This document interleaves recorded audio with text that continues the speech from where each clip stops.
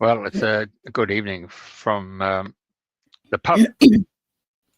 It's the name of our vessel as we sail from the Gold Coast to Darwin. So we currently just come out of Port Douglas and we're at a reef called Low Isle. So anyway, we're staying here for the night. But without further ado, we're using our technology these days to be 40 kilometres off the coast and do the show. And so without further ado, I'm going to hand you over to Andrena, and we'll go with our guest who's from Australia, by the way. Thank you, Jeffrey, and welcome to everybody who's tuned in or listening to the replay of Dreaming the New Dream.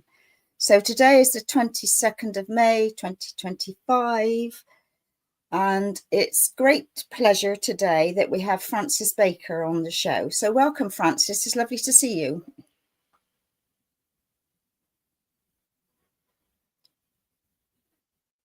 Right, you're muted.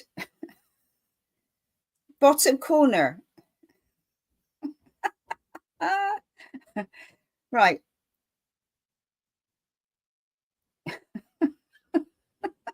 Oh God. Right. Well, I don't quite know what's happening. It was happening earlier. Yeah.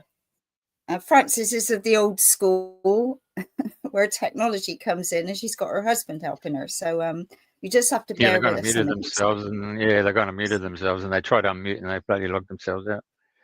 Okay, so it's a good signal, Jeffrey, where you are traveling along. Yeah. So, well, the thing is that I met Fran and Rick Baker back in 1983, 84. Might even be a little bit longer than that. Anyway, the bottom line is that Rick was into numerology, and they used to go around to various venues around southeast Queensland teaching numerology on this all different formats. And then Fran used to go and do Here She Comes, do her stuff, which was in the personal development. Am I still muted? No, you've unmuted yourself. Goodness knows what I pressed. And as I said, my apologies. This is all new to me, so it's a new experience. And thank you very much. I'm very grateful to have this opportunity to have a chat to you. Yeah, Jeff was just saying how he met you. So do you want to go and say how you met Francis, Jeffrey? Yes, that'd be nice. Yeah, it was about, I just moved myself into the main screen. Yeah, so 84, 85, I suppose it was. I met Rick and Fran. They just arrived from New Zealand from memory, and they were at a lady's place called Glennis Mackay in Mount Gravatt, I think, from memory, and they used to come along. And then Rick mentioned that he does numerology, and the rest is history. Yeah. Yes. Yeah. Back in the day. Well, anyway, today, Francis, you're going to share your story of the book that you've written on the Blackboard of My Heart, which you sent me a PDF copy of. And interestingly, in your bio, you said that you started writing it in 2007, and then obviously life happens, and then you started it again in 2016. So I'm on what chapter? I'm on chapter 14 at the moment, and I see you've got 28 chapters and you've got 445 pages. So some questions I would like to ask. Obviously, you've been an inspiration to many. And so let's start at the very beginning. You were born in the UK. Whereabouts were you born in the UK? Yes, I was born in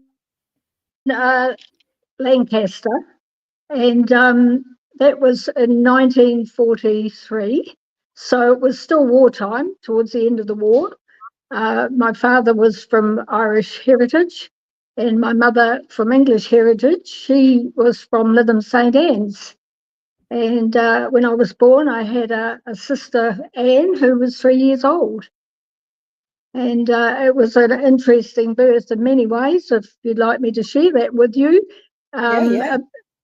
What I'm feeling here, because I've had an interesting life, and I used to tell people a lot of the things that had happened, the stories, my family stories, the psychic stories, the miracles, the synchronicity. And people said, well, why don't you write a book? And I went, no, not me. I'm a talker, not a writer. So, I have finally done it. Even though schooling was very difficult for me, I had a dyslexic problem. And so this is really something that I thought I would never do. So I put this down as one of the miracles in my life. But well, when I was born, my mother got blood clots in her legs, and she was dying.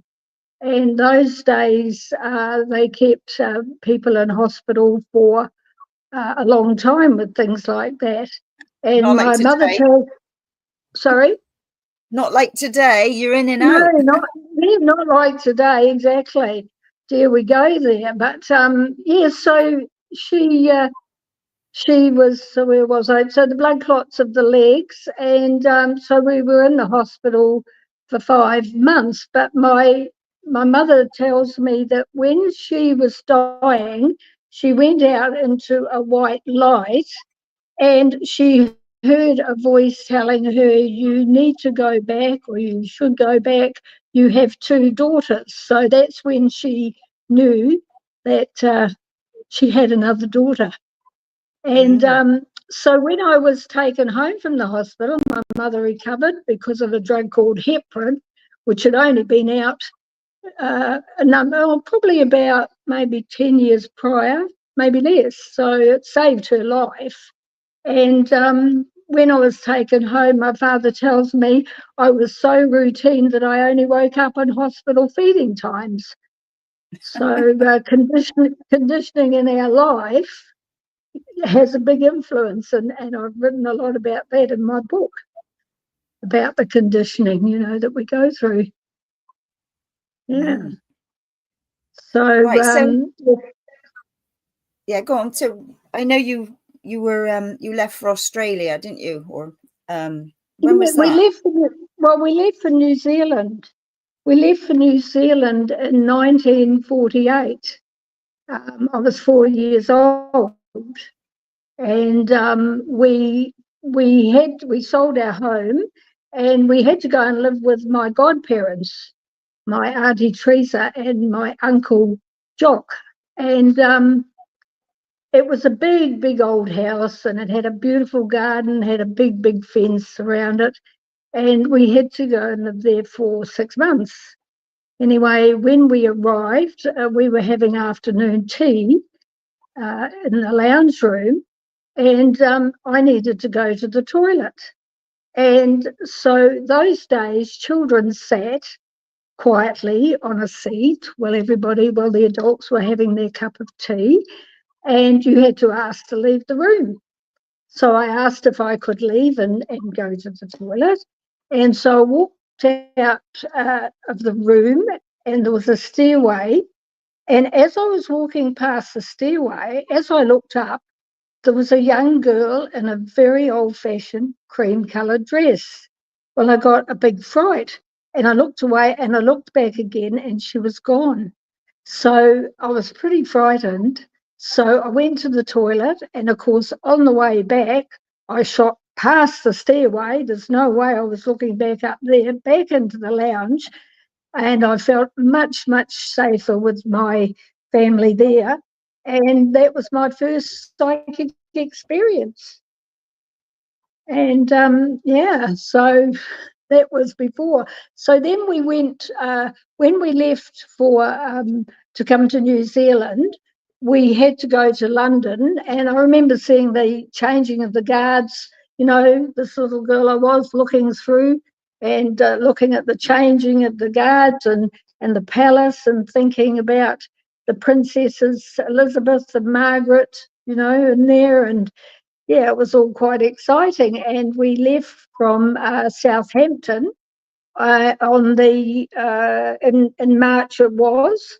We left, and we flew on a solvent flying boat. And those days it cost my parents £1,000, which is a lot of money those days. And we we had a cabin. I remember sitting opposite my parents, and there was a table in front of us, and we flew. With there was 35 passengers on board, and my sister and I were the only children, and it was all very exciting. And the trip was supposed to take 11 days, and we stopped in different countries. And I've got a pretty good memory. We landed on the river inlets and the bays, and then a launch came and got us and took us, and we stayed in all the first class hotels. And I have great memories of that. And but when we flew out of Karachi in South Pakistan, the one of the engines broke down, and the pilot's name was Mr. Deadman, would you believe? And he decided that he wasn't going to go on. He would turn around and head back to Karachi because he had children on board, and also made a joke about his name being Mr. Deadman. So that was an interesting thing, I thought. So another plane was flown out by British Airways, Overseas British Airways, BOAC, and our pilot's name was Captain White. And we left Karachi and flew over the equator on the 16th of March, 1948. And then I remember Singapore because we stayed in Raffles Hotel, and it was just so posh, I thought, so luxurious. And I remember the doormen, they looked brilliant in their costumes, and they were so nice to myself and my sister, making sure we had water to drink and were we all right. And I felt like a princess, in this place. It was fantastic.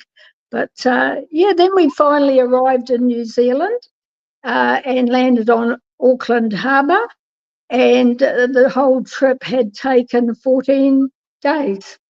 Wow. Yeah. And so from there, because my parents thought that they could get a train straight to Hastings, where my mother's aunt lived. We were going to her place first. There was going to be no train till the Monday morning. So we had to get a hotel in Auckland and leave on the Monday morning and take a train trip to Hastings.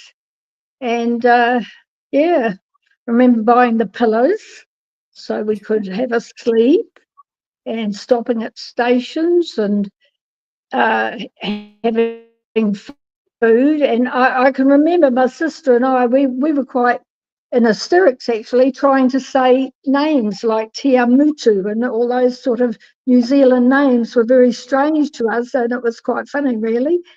And so when we finally arrived at our auntie's, of course, she was a beautiful lady. I've written a story about her in the book. She was in New Zealand. I think she went in 1912, and there's a big story around her and around Hastings earthquake and things like that. And she's a beautiful lady. She'd been a confectionery cook prior to her journey. On her journey on the ship, she was a governess to 2 children. But so we had beautiful food. And of course, going from the wartime in England, where there was food rationed, and here we were in this beautiful country, and I've called the chapter in my book, that's what I've actually called it, A Beautiful Country. And Hastings, it was beautiful, with the well-known for the blossom festivals and the blossom trees. And I just loved it. It was like a whole new world to me. Yeah. So we weren't there for too long. There's a book. So yes, Yeah, it's a that's beautiful my book. Yes. You know, the reason for the name on the blackboard of my heart is because this life to me and to us all, I guess, is like a school of learning. Our souls chose to come here and learn. And that's one of the reasons. And there is another reason that I've written in the book about a dear friend that died very young that used to sing that song all the time. So when I was writing the book, somebody said to me, "What are you going to call the book, Fran?" I said, "I have no idea." And she said, "Well, look, it'll come to you." And I was sitting on the couch one day and thought about my friend. I'd often thought about her and thought about the song she used to sing all the time. And yeah, it just felt right. Never changed it from that point on. That was the name. Mm. Mm. Yeah, so yeah.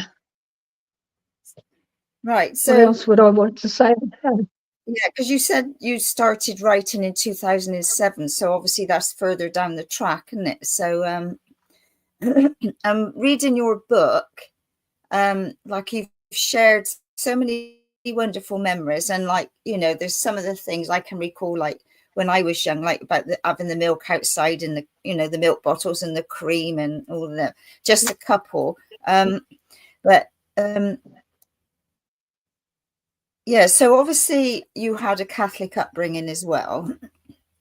Yes, And there was a couple well, of, yeah, there was a couple of things in there that I'd like to ask you about. But if you want to go back to your writing and how it started, and then I'll chip in.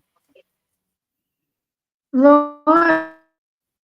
Well, you know, going forward many years, as I said, I used to talk to people about, you know, the things that had happened to me, and they'd say, write a book. And I thought, no, not for me. I don't think I can do that. But anyway, one lady said to me, you know, Fran, you might forget some of these stories. Why don't you write them down? And I thought, oh, I've got a pretty good memory. I think I don't think. But anyway, I took it on board, and I usually would have written things all neatly. But as soon as I'd think about something, I'd scribble it on a bit of paper and throw it in a box.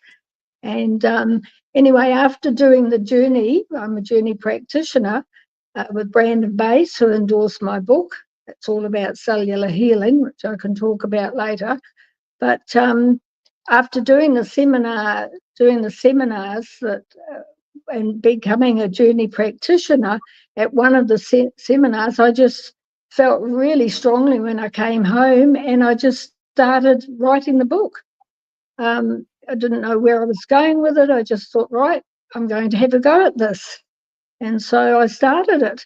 And but why I didn't go back to it in 2006 was because I lost 100 computer pages of it. And I don't know how I did it. I took it to a top guru person. He couldn't find it. And I really let it go for quite a long time. I knew I'd come back to it, but a lot was going on, and I let it go. And I realised, you know, it's very interesting in life, I think, because things happen, and they do have. Came back to writing, I sort of went a different way about it. I think prior I was trying to put too much into it, and when I came back to it, it was flowing much better. So I came back to it. That was 2016, and I'd just come back from a seminar with Brandon Bayes, an amazing woman. I can't say enough about the journey and the healing. It's just absolutely something else.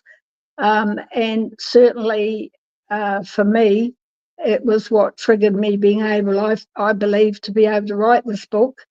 And yes, so I started writing again, and plodded along here and there. We did a lot of travel at that time. And then at the beginning of 220, it just became very clear to me to finish the book. And of course, because I was home a lot, because of reasons of the world, yeah, I finished the book. Yeah, because it was pretty. Yeah, reading it through, I think, God, you've got an incredible memory, because, you've gone like from the early years all the way through, talking about your family, your husband and children and all the people you met. So I thought, wow, what, a fantastic memory to capture all of that in your book. Yes. Well, it's interesting because, like I talked to my husband Rick about it, and he said, I can't remember as far back as you can, So I don't know. And even my sister, well, I guess she possibly remembers something. See, this is we're all individual, aren't we? Because she remembers her world her way, and I remember my world my way, and we gelled with some things, but some things we don't at all. It's sort of quite interesting, really, how I think even children. I know my own children, the four of them have got a different concept, I think, on the way they were brought up, how that affected them. So, yeah, we're all affected differently, aren't we? Yeah. And I know, like, for my sister, she says things, and I say, well, I don't recall that. And then I think, well, where was I? I can't recall half of the stuff in my childhood. Was I in my body? Because you may not have been grounded. You may not have been grounded. I mean, as far as the spiritual things, we come through with amnesia. And this is why schooling was a trauma to me. I was hearing religious things about how good God is, and then fear the Lord thy God. And I was always obviously a thinker, because I was going, what's going on here? This doesn't sound right. And things like, oh, only Catholics are going to go to heaven. Well, excuse me, what's going to happen to all the lovely people I know that aren't Catholics? It was complete sort of confusion, and the fear and the dogma and the guilt really had an impact on me for a long time in my life. And that still goes on today, doesn't it?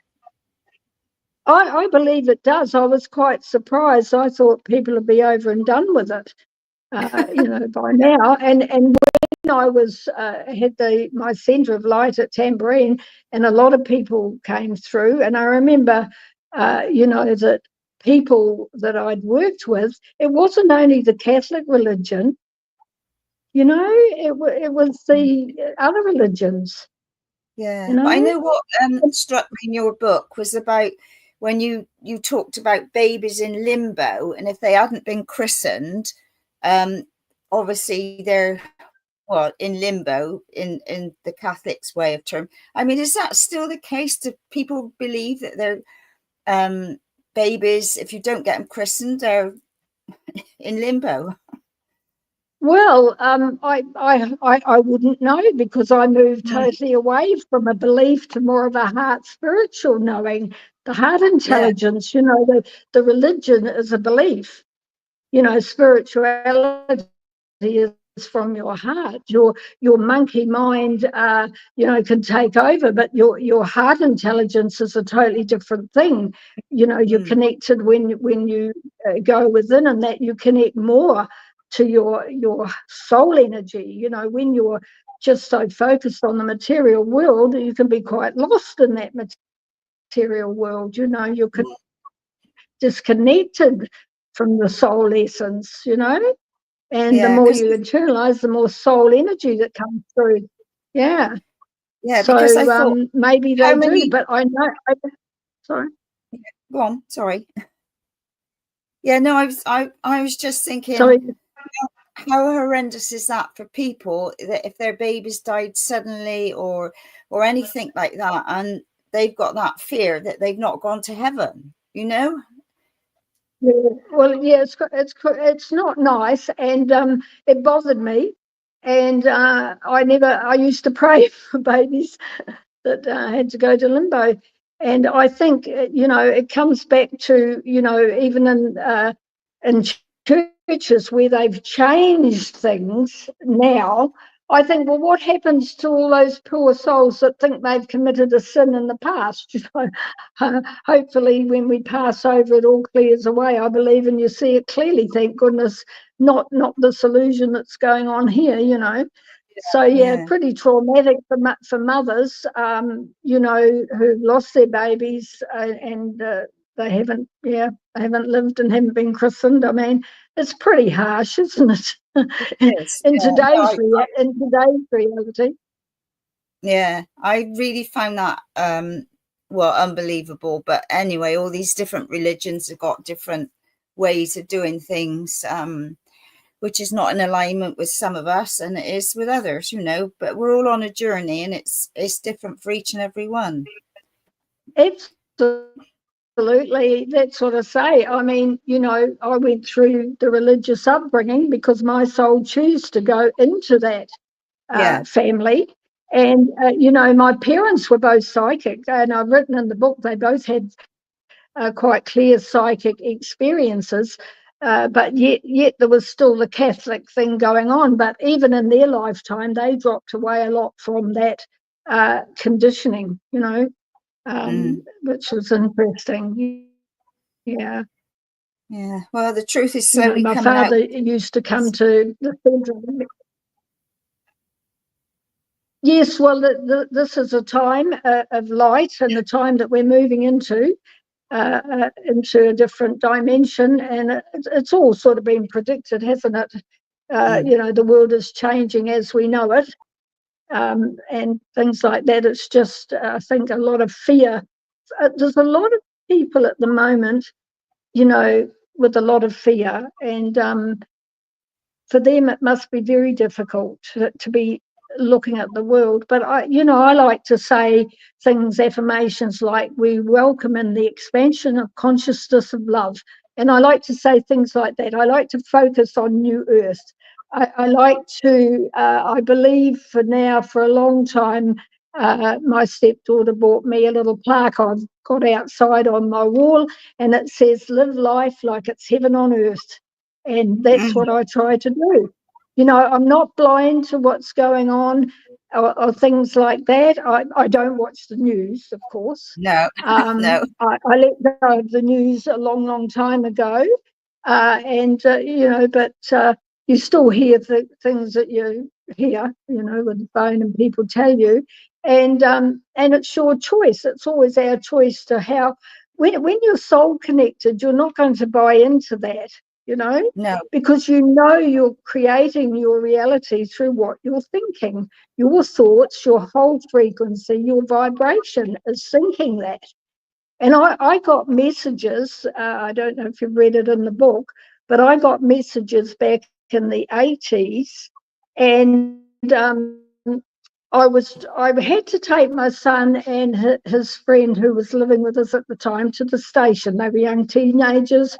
They were going into the city. So I was dropping them off at the station, and on the way home, I felt a sense of, I had to go down a road. It was like a pulling, an energy telling me just to go down a road. And it was quite a dark road. There weren't many houses on it. There wasn't much lighting or anything like that. And then I saw some lights, and I pulled the car over by the side of the road. And these lights sort of came over me, and I thought, oh, it's a small plane. And I couldn't hear any noise. And then I got this mental telepathy message, and the message was about the need for humanity to lift their frequency, because because there was going to be changes, and it was important for our vibrations to be working on a good frequency, a love frequency, and looking after ourselves, and looking after your body, and quietening your mind, all those things that can help you to connect with your soul. And this message came through very, very clearly. Anyway, it was there, it disappeared. I couldn't hear any noise, couldn't see the lights anymore, and I drove home. And I only told two people at the time, and one was my friend Sarah and my husband Rick. And on the following weekend, there'd been a report on the radio about some people seeing UFO activity on Mount Cootha in Brisbane. So, I haven't told many people this. And I'm getting very good feedback on my book from people that have bought it. And it's funny because nobody's mentioned it. So I'm thinking, well, that's interesting. People do know. I mean, I talk to my great-grandchildren and, they know there's more in this universe. They know. I might say something, they go, oh, of course, they call me Gigi Ma, great-great-grandma. And they go, of course, Gigi Ma, we know that. So they sort of haven't come through with this amnesia of not knowing, have they? They know that there's more going on in our universe and we're connected to far more energies and things that are happening than just this, It's pretty interesting. Yeah. So... What else would you like to share? Because I know, when did you go to Australia from New Zealand? Yes, well, I met Rick. I became a solo mum, after trauma. My marriage wasn't good, alcohol and things like that. I've written all about that, and it came to the point where I was on my own for a while, and then finally I met my soulmate Rick, and he never pushed me into it, but we just felt that we may be better. He felt do better over in Australia financially because there was his son and my four when we came, and my daughter's boyfriend came with us at the time. But that was in 1981. And so it was a good move. I had a lot of very dear friends that I had to leave, and my family, of course, and I was a bit homesick at first, to be honest. And once Rick was working and my daughter was working and the boys were all at school, I was really feeling homesick, And I remember going to bed one night and I said, oh, dear God, please send me a friend. And I had a dream. And in the dream, someone was standing behind me and I was buying a raffle ticket.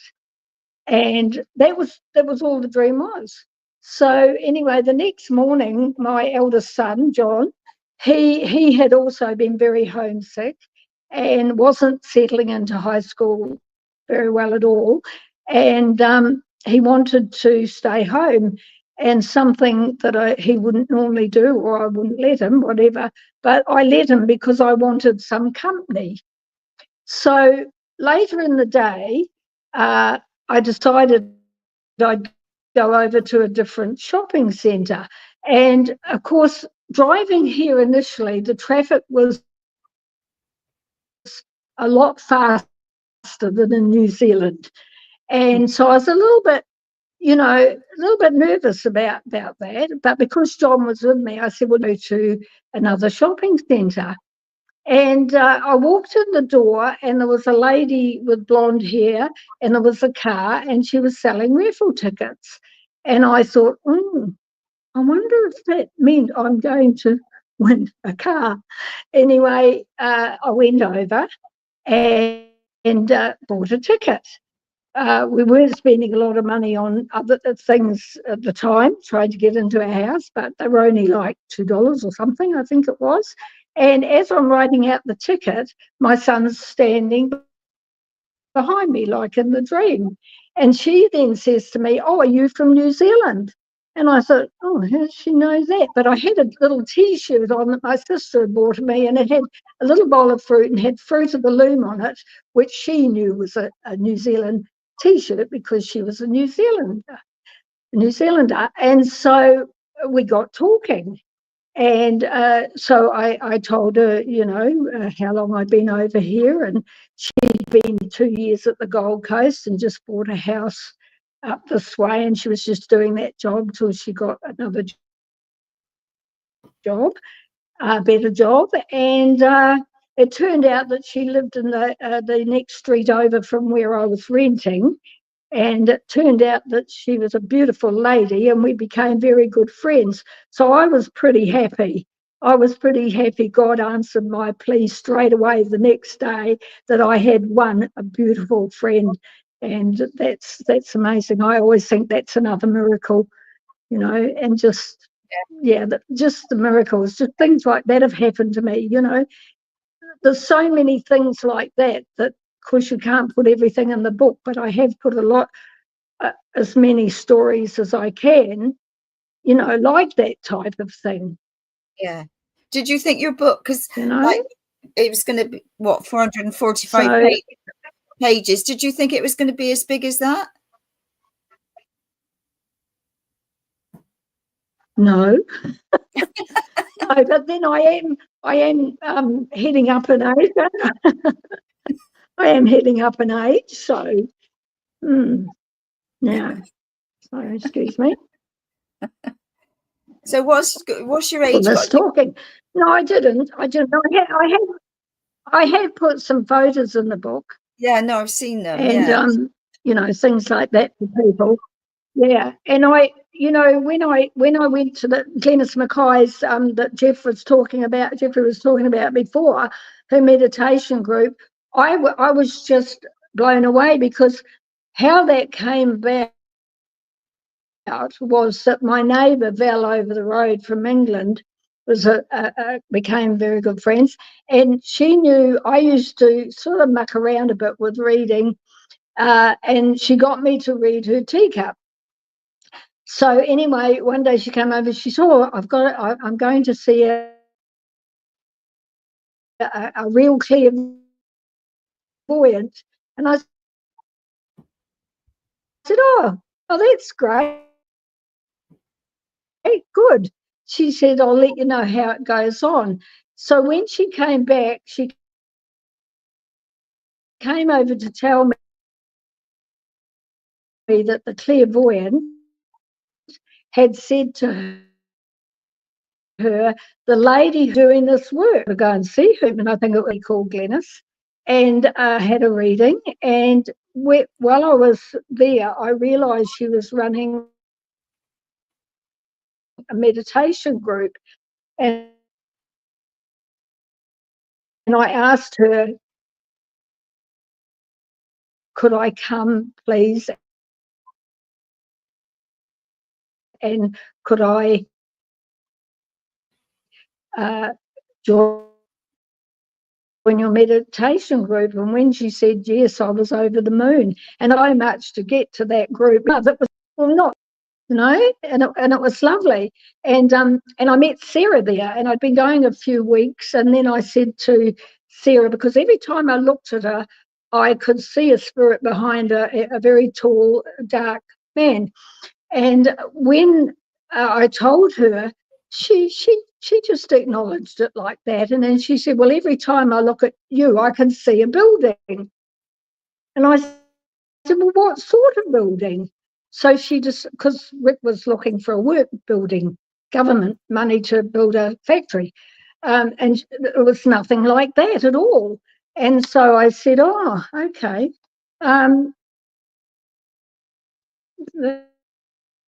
That's interesting. I thought about it. My brother had mentioned to me in a reading, because he was very psychic too. He didn't do this work. He was a computer programmer, which I could do with him around. Sadly, he passed over when he was 43. But so he had told me about a building. So I rang him and I said, look, would you be able to do me a sketch of that building? He said, sure. He said, I'm pretty busy at the moment, but I'll do a little sketch of it. So that's fine, just anything when you get a chance. Anyway, the sketch arrived, and it was exactly how Sarah had described it. I've got a picture of it here. It was smaller than this. This is something I took. Can you see that? Can you see that? Yeah, go back just a little bit. Oh yeah, looks very space age. Yeah, well, that was in the 80s. It looks a bit that way, doesn't it? And yeah, so that's something that I believe in the future. I'm hoping that it would be a centre of real healing, real learning, real light. So it would be the centre of light. And I opened a centre at home after my brother died. I had a big area downstairs at Tambourine, and I call that the centre of light. And a lot of work happened from there. And it was really good, and even to the point that a few people were interested, and we got together, but things didn't turn out quite that way. And but it opened up doors to another area called the Australian Life Skills, and through Australian Life Skills, there's lots of stepping stones, aren't there, to things. They don't always go the way you think, but because of Australian Life Skills, I ended up running 12-week courses at Kingston Education College called New Horizons, and the government were paying me. I wasn't sure that just comes about, because Rick was doing work up there, and the principal up there was a very forward woman, looking, very open-minded, forward-thinking woman, and she wanted the girls to look nice for their graduation, and she'd met me, and she asked Rick if I would teach them how to put their makeup on, because she liked how I did mine. And I said, sure. And I went in and I set the whole thing up really nice, like a proper presentation and everything. And she came out, she was very impressed. And after it was all over, she said to me, is there anything else you could do here for a 12-week course? Well, I was in on it straight away, oh, sure I can, positive thinking, creativity, all the positive things. And so, yeah, she gave me that opportunity. And it was really good. I loved it. And the thing is, it's a two-way street. I've just learned so much from everybody that's come into my life, and I'm so grateful because I've met such beautiful people, and they've taught me so much, so it's been amazing. So, Yes. So are you still running anything now? Pardon, love? Are you running anything now? Any groups or? Not at the moment. People come sometimes for healing. For the healing, because after I did a lot of work around Brisbane, in the day, and Jeffrey will remember all this. It was quite buzzing, wasn't it, when everything came out of the woodwork, because Sarah did the psychic news, the first psychic news, and that's a copy of the very first one, and that's my son on the front, and that's the very first psychic news.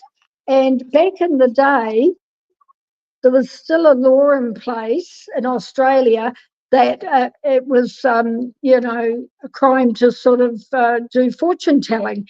And so people were hidden, in tea rooms, and it was all right, I think, in the spiritual church to do it. But so, people were hidden. So the psychic news came out. Sarah's very confident with editing it, did a terrific amount of work. I did my best to help her. She was a real mentor to me, because she had been to the psychic centre in London, where they do studies there, and she knew a lot more than me. So she was quite a mentor to me at that time. But I would go with her to this different meditation groups, and our business would pay for the paper till the advertising took over, and it was a very interesting time. At that time, meeting new people, finding out new things, and certainly what it did was bring a lot of people out of the woodwork, because people started advertising. And it was like, and of course then we went from that, when Sarah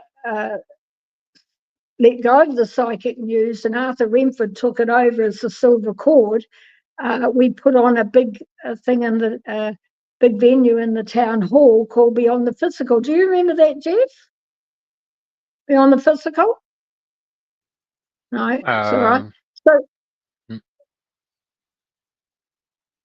go on. you might. Anyway, yeah, I can't hear, love. That's all right. So anyway, Arthur helped by advertising it, and we actually got over 700 people there. And Wow. it was, that was yes, and it was, we donated the money to the Children's Hospital, and I was the last speaker, and we probably had too many speakers. And it was my first time of ever speaking in front of 700 people, and it was a bit disconcerting, because behind me on the stage, all the others that had done their thing were laughing and carrying on, and people were getting up out of the audience and leaving. And I thought, what's happening, So, and I actually cut my talk. I found out later they were having to leave, or they'd got stuck in their parking places and wouldn't have got out. So that's why they were leaving. But anyway, all in all, it all went all right. So, that was another total experience again. Doing things that you never imagine you'll do. And I know when I was first came to Australia, I got a job at a factory for a while, for a couple of years, because, to help out, to get ahead. And, we bought a house and everything. And I can remember this factory, they make doorknobs, and it was noisy, dirty, boring work. And I remembered, doing the work, and I'd often be thinking, oh, I really wish I could help people. And then rather than doing this sort of thing. And then of course, I didn't have anything that I felt that I knew I could help them with. And anyway, I ended up leaving there, and we were in business, and I worked in the office doing the wages and things like that. But, eventually when I remember setting up downstairs in the Centre of Light to run, I was doing a numerology seminar, and I had about 35 people coming. And I remember when I was setting up the night before that, daydreaming was doing it helps you to be focused. It helps you to become aware of what you're thinking, so you can go, oh, delete that. And because at the centre, another situation around the power of the mind was, I'd been very not well, and I was getting her to doctors and things, and I had a lot going on at that time, and I was saying I need a break. And I went downstairs the morning of meditation, and I was putting the urn on ready, flat shoes and everything, went over on my foot and broke my fifth metatarsal. Well, it really wasn't the break that I was looking for, but I got a break. I got a break. So very, very aware. I'm very, very aware of the power of our mind and what you're thinking, what you're feeling, what your vibration is. Because one of my daughter-in-laws had read a book all on manifestation that was all popular at the time, and she was all suddenly going to manifest everything, which was wonderful. And then when it didn't happen, she's saying, oh, I don't know why this is happening. Well, it's good. It made some shifts, but if you really, every cell in your body has a memory, It's not just your mind, your whole body is a memory. So your whole frequency is going out on that, and that's why the cellular healing with Brandon Bayes is so powerful, because your cells in your body. Why do people keep getting sick over and over? Because the memory of because every 6 months you're a whole you're regenerating a whole year, you're a whole new person. So why are you sick? Because that memory is being sent to that cell again, and when you break that cycle, you can heal. People have healed through breaking that cycle, which is amazing. Yeah, the power of your words. Okay, is so let's come back to the book itself. So you've written your book, and then you obviously become a self-publisher. We've had a number of authors come and explain the circumstances to self-publishing. So no, choose... I got a publisher. Right. And so from that perspective, you just gave them the go-ahead to go and look for different avenues for promotion and actually put it on the shelves, whether it's, a bookstore or through online. What was the procedure there? How did you go with that? Right. Well, actually, unfortunately, the publisher that I went to has caused a lot of people a lot of problems. I can't really go into this too much, but a lot of people have lost a lot of money. So I feel very fortunate that I have my books. So myself and Rick, we're doing our own promotion. I've sold quite a few books already because a lot of people know me. And of course, they've been waiting for my book. And I've gone to some shops, and they're going into some alternative type shops, and it's on Amazon, and we're still in the process of that. So there's still more work to do with regard to the book, to the selling of the book. Yeah, it's interesting because I've written a book on poems a long time ago, and I thought, right, it'd be lovely to have them in a book form. So anyway, I went to the printers, sent it them and what have you, and they gave me a rough copy and what have you. And then, so he told me for 10 books, it would cost me £147. I went, what? I said, right, I'll have to forget that, because that's, that means each book would be about £17. Well, that's just not the case. So it's obviously the right avenue. Yes, that's true. Well, I had paid out for this, and I'm happy to do that. And fortunately, I have the money to do it, and I'm very grateful for that. And so they sell it. For me, this has been a real soul heart thing. I have really written this book from my heart.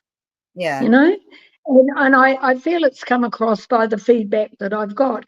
But my husband, Rick, actually would be the one to talk to, because he's written a little book, and he wanted to learn, because of what happened to people with this publisher we originally had. He's written a little book, and he's gone through the whole process, cover everything, and just to know what to do. So if there's any more books from our home, we'll be doing it ourselves. Oh, maybe I'll have a chat with Rick later. Yes. Yeah, because when you start going through a bookshop, you'll see, and like the library, you're just looking at the spine, and you just basically, you only got less than a second as you go through the books and reading the spines to those that have actually been open faced, and then you don't realize that the cover, the color, the words, the way the words been written, it's all part of that psychological impact that's got to hit the actual potential reader, isn't it? It is, and I designed my own. Of course, it had to be done, how it had to be done, with the proper people doing it. But that I chose that design, and I chose my colour. Of course, we got I bought a copy through from Amazon, and the colour's a little bit different and the little bit of writing at the top, the white isn't quite as clear as on the books that I, like this book that I have here, you know. Yeah. But yeah, I have had some good comments on my cover, which is nice. And I've had one bad comment, which is nice. I took it on board. One lady who'd written a few smaller books said to me, "Oh, I don't like the name of your book." And I said, "Oh, that's all right." She said, "Well, it's not the right sort of name for a spiritual book." I said, "That's fine, thank you." Yeah. But most people have said, "Oh, really, really do love the cover. It really grabs you." So yeah, definitely, that's important. Yeah. So where are you now with Right. everything? Have you got any more plans, any more books? So what's your next step, if you like? I did have a thought of putting a smaller book together, just maybe not such as a story like that, because the idea with this book also was to tell my story and not sort of be saying to people, well, it's best if you do this or you do that or you do the other thing, telling you what to do or anything like that. I just wanted to write my story, and maybe somebody may get something out of the fact how I dealt with these things in my life, But now I have had the thought of, maybe another book and more in that context of, different things that you're just kind of spelling it out more clearly, So how to let go of conditioning, sort of thing, how you can heal how you can quieten your mind. I know when I was running meditation groups and the New Horizons course, I had some young women there with babies and young children. And they said, well, we haven't got time to stop meditating every day. I said, no, you haven't. So what you do when you're driving a car, you just center, you get in the now, you're driving a car. If you're in the garden, you're in the garden. If you're waiting in a queue to get some shopping, you just wait there silently. That's all meditation. If you're in the shower, just become aware of the water, the feel on your skin, the smell of the flower gel. I said, what will happen straight away? Your mind will start going, oh, I need to get that for tea or whatever. So don't try and push it away. You can't stop your mind. Don't push it away. Just let it flow through, and then just keep coming back to the now, And that seemed to be very helpful to a lot of them, to think, well, because they were thinking, I don't believe that you have to be sitting in meditation for hours. No. And certainly once you really start to wake up, your life becomes a meditation because you're living in the now. Yeah. It doesn't mean to say that things don't happen to you in life. They do. But the difference is when you're connected to your soul essence, and you're working on a better frequency, like the higher mind, active intelligence, love, wisdom, a part of the soul essence, when you're working on that, well, then you're able to be, in that now energy. Your whole life is centered in that. Yeah. It's only when the mind, they call it the monkey mind, don't they? The monkey mind. And the soul stuff gets you into the heart intelligence, which has got far higher frequency. And I believe this is what the messages I was getting, lift our frequency, We're all part of each other. This whole universe, we're all connected. We're all one, And so if we can't go out there and physically do something, you're just doing it by having a high vibration or a good vibration and vibrating. You are adding to the collective consciousness of humanity. Yeah, and totally. that's a beautiful thing to just be able to do so easily, isn't it? And as I say, things happen in your lives, but I feel you just deal with them in a different way. I mean, I've had a little thing go wrong lately, and with my shoulder, and somebody rang me up the other day, and they go, they didn't know, how are you, Fran? I said, well, I'm fine, but the body is doing something at the moment. Yeah. You know what I mean? It's not, you're still okay. You're able to let go of things easier. Your life flows different. You have more synchronicity. I think what surprised me in my life is the absolute synchronicity, because when I started doing this work, when I woke up and ended up in a situation doing a psychic fear and didn't know I'd done readings for another minister of a spiritual church, they asked me to go and work at theirs, and then I did read for two other ministers that I had no idea, and they asked me. So I've always felt, for me, and I'm sure it happens for people, it's been like signposts have been there. I never went running around looking for this. I never felt that I had to go looking, what do I have to do? It always came to me, and even came to me in a difficult way once, because going to the journey was over an emotional situation. Mm. And so, in the long run, that situation was a silver lining. It took me to the journey and becoming a journey practitioner. Yeah. Yes. Life. Yeah. Life, I think if you seek, I think if you're seeking, if you are and you ask, put out a prayer.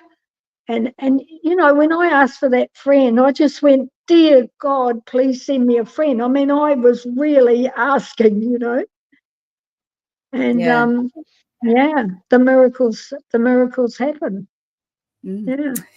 Wow, wonderful. Well, thank you so much for being our guest this week. It's been an absolute delight, and you sharing all your stories. I'm halfway through the book, so I should be in touch when I finish the book, but I'm really enjoying reading the book. So thank you. And it's been an absolute delight. And I do know Glenys and George because I sat in circle when I came over, 2009 with Jeff. So, and Sarah. So yeah, I know exactly where you are and what you're talking about. So it's nice memories.